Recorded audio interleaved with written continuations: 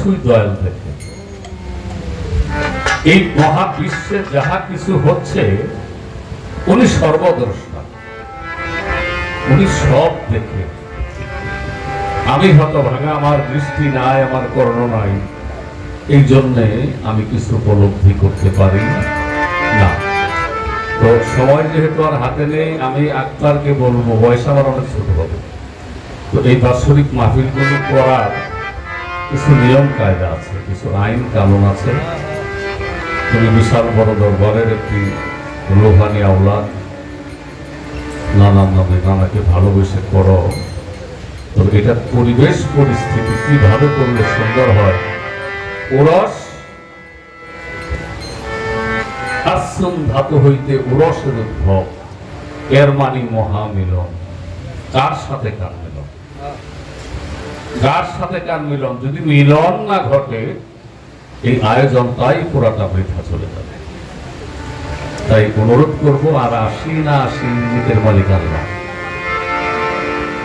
নিজের চিন্তা চেতনাকে একটু পরিবর্তন করে অত্যন্ত আদবের সহিত এই সমস্ত জায়গায় মাহফিলের গান না দিয়ে তোমার যতটুকু জায়গা আছে ভদ্র পরিবেশে, সুন্দর মনোরম পরিবেশে এগুলো করলে ভালো হয়। এটা তোমার দাদা হিসেবে উপদেশ দিয়ে গেলাম, তুমি করো, আমার আপত্তি নেই। সোনার বলো, কিছু কিছু গান আছে শুনলে শরীরে কি হয়, ঝাঁকি আসে, একটু নাচ ডান্স এগুলো আসে। তো গান হচ্ছে আশেকের রূহের খোরাক, আশেকের আত্মা নাচে, দেহ না। আর ফাউল যারা, এরা আমার মতো নাচানাচি করে। গান মানুষকে ভাবের দেশে নিয়ে যায়, স্রষ্টা সৃষ্টির প্রেম বৃদ্ধি করে দেয়, নয়নে জল আসে, মানুষ পাথরের মতো হয়ে যায়, সেটা বাউল গান, ভাবগান, বিচার গান। সোনার বলো শুনছনিয়ালো, সোনার গো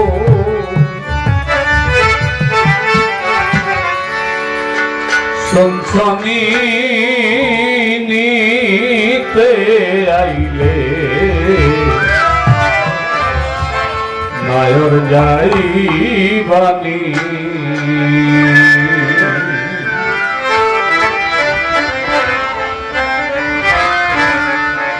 সোনার বলো শুনছনি আলো, সোনার গো শুনছনি পালকি আইলে নায়র যাইবানি।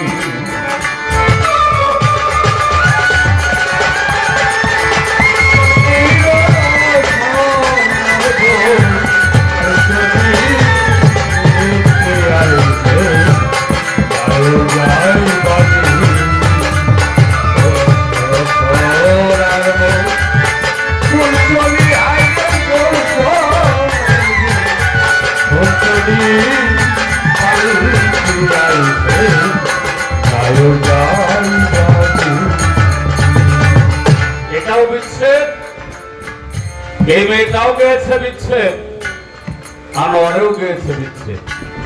স্থান কাল পাত্র আছে যাদের। বলবো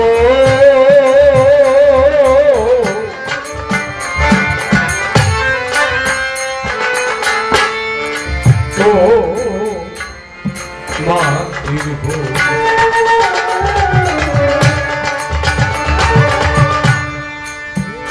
তুমি প্রথম যাওয়া পরকবু,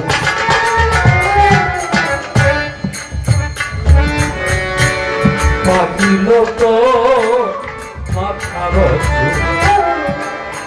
আরো মুখের লোক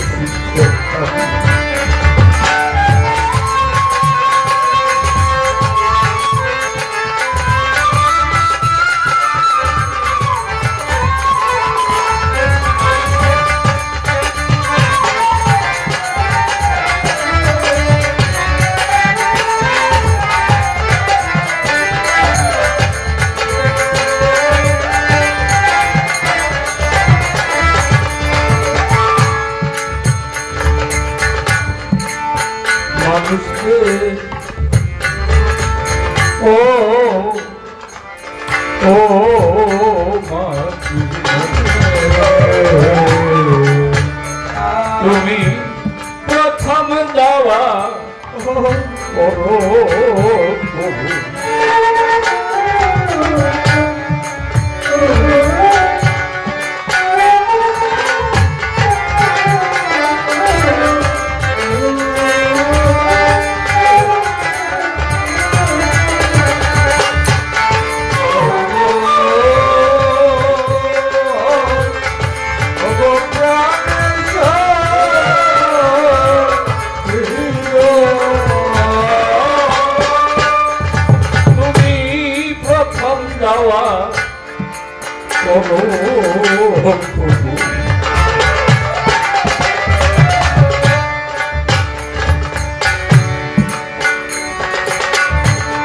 থাকিল এই মাথার আরো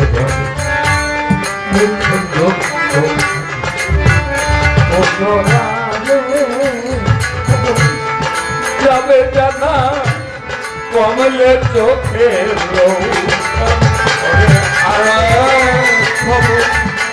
যাবে জানা কমলে চোখের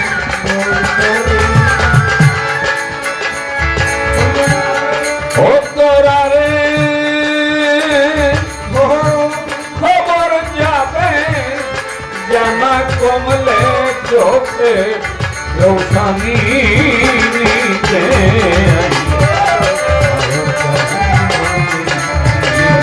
মাটির বানু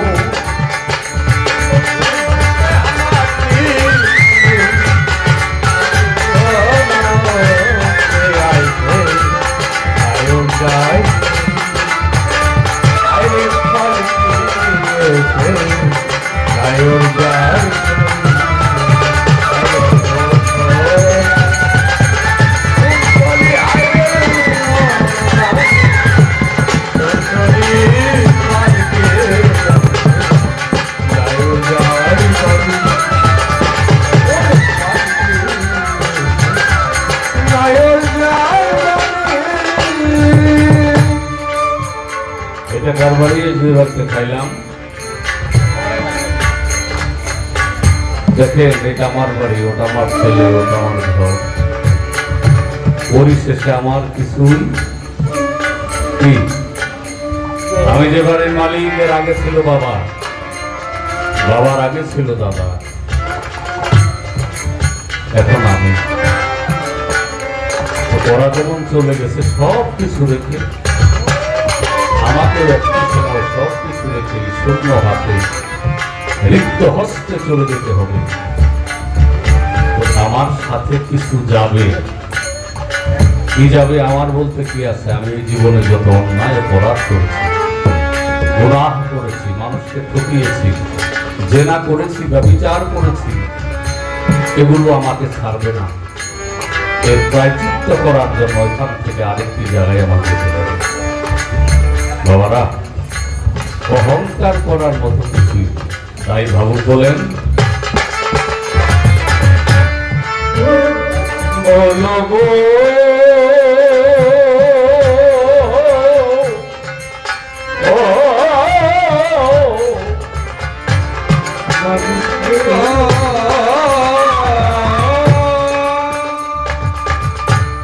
সাড়ে তিন মাটি কাটিয়া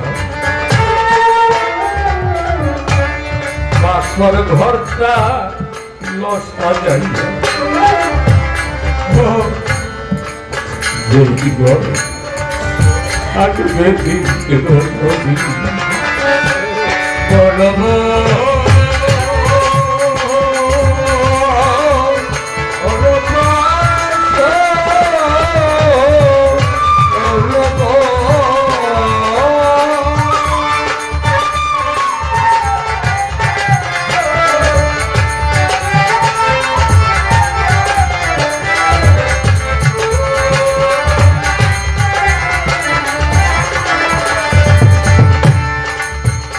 তাকে জিজ্ঞেস করলাম মেয়ে টাকা দাদা ওটা আমার মেয়ে সন্তান যাদের গৃহে মালিক দিয়েছে এটা আসার পরেই আপনার মাথায় রাখতে হবে এটা আমানত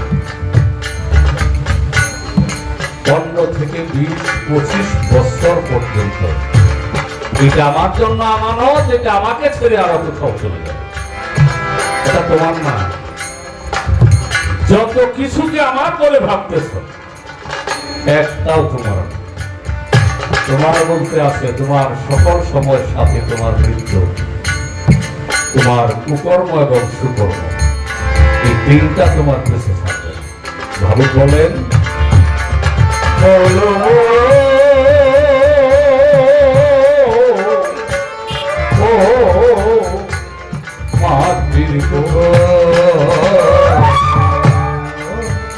তুমি 3.5 হাত মাটি কাটিয়া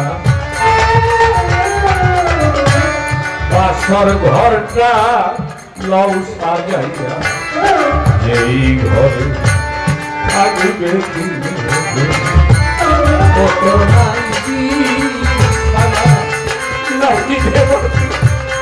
সঙ্গে না থাকবে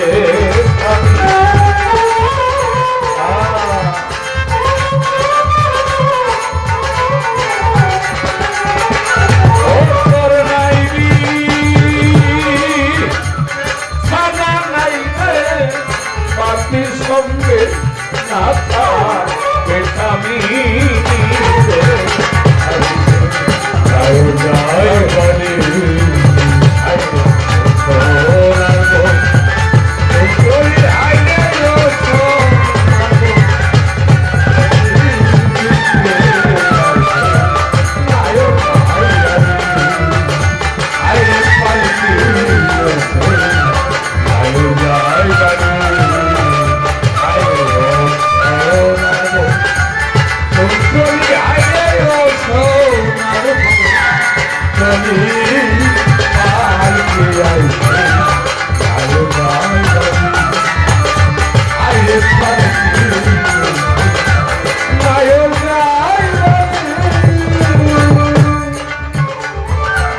মানুষের মরণ নাই। আমার এসেছে ময়মনসিংহ থেকে, আধা ঘন্টা পরে হয়তো চলে যাবে, আমি চলে যাব আমার বাড়িতে। এর মানে এই না আমি নাই, আমি আছি, ছিলাম, আছি, থাকবো। তো বাবা, কেউ আসলে চলে যায় না, স্থান পরিবর্তন করে।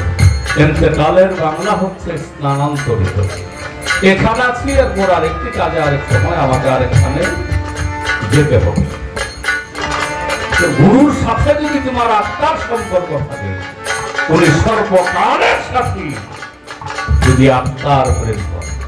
এখনো দেখো সুনীল বাবু হাঁটতেছে, তোমাকে গান শিখিয়েছে, কথা বলতেছে, কেমন আছে কেমন ছিল সবই জানতে পারবা। এটা শুধু প্রেমের কারণে, আর কোনো কারণে মানুষ রে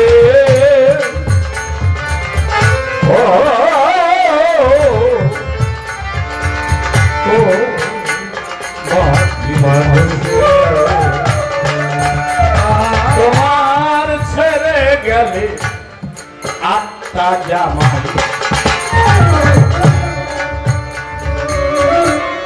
এই দেহের কি আছে বাবা, দেহে বিচার করে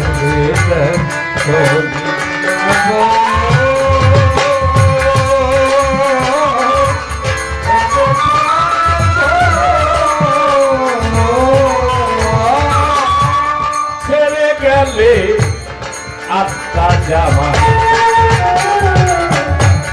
এই দেহের কি আছে বড়াই, বজাবে বিচার কইরা। আমার নাম কি? হ্যাঁ, পাগলখানা। এটা দেখছস? এই যে দেখতেছে এটা ভুয়া দেখা, এটা একেবারে টাটকা মিথ্যা। তার পিছনে যুক্তি কি? ধর এখন আমার শ্বাসটা এই যে বের হচ্ছে, এটা ভিতরে প্রবেশ করলো না, আমাকে কি বলবি? তাহলে পাগল তারা কোনটা?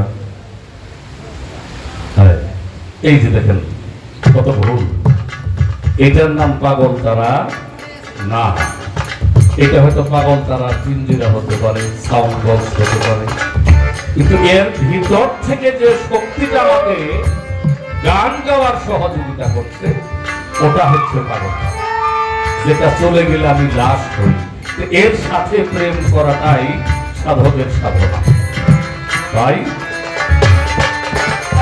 তোমার ছেড়ে গেলে আত্মা জামাই, এই দেহের কি আছে মরা, বচাবে বিচার করে